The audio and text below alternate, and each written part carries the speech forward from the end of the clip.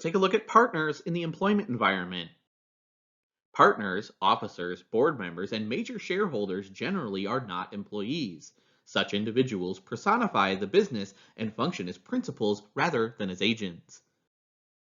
Ultimately, though, it's the nature of the individual's relationship to the organization, not the individual's title, that matters.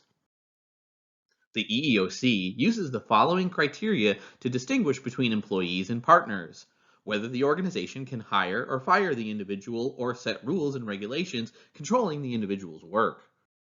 In consideration are such factors as supervision, whether and to what extent the organization supervises the individual's work, whether the individual reports to someone higher in the organization, whether and to what extent the individual is able to influence the organization, whether the parties intend for the individual to be an employee or a partner as expressed in written agreements or contracts, whether the individual shares in the profits, losses, and liabilities of the organization.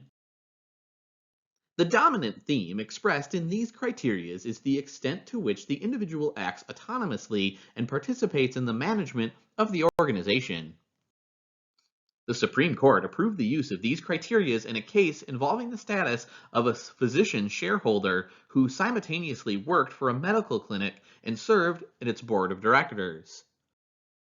Determining the employment status of the physicians was necessary to determine whether the clinic met the minimum size requirements for a suit by another employee of the clinic under the Americans with Disabilities Act. Applying the criteria to the facts of the case, on the other hand, the physician's employment status was consistent with partner status, in that the physicians ran the clinic, shared in its profits, and were personally liable for malpractice claims.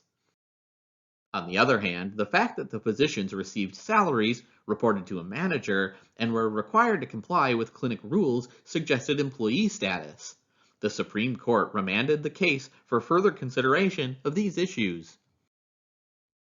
In another case, a partner exercised substantial control over allocation of a firm's profits, could be removed only by unanimous votes, attended partnership meetings, and served as a trustee of the firm's 401k account. The plaintiff, one of only 4 general partners, was determined by the court not to be an employee. Lacking employee status, the partner's retaliation claim under Title VII was dismissed. Employees seeking to become partners can still bring claims based on the rights of employees if their discrimination is in the promotion process.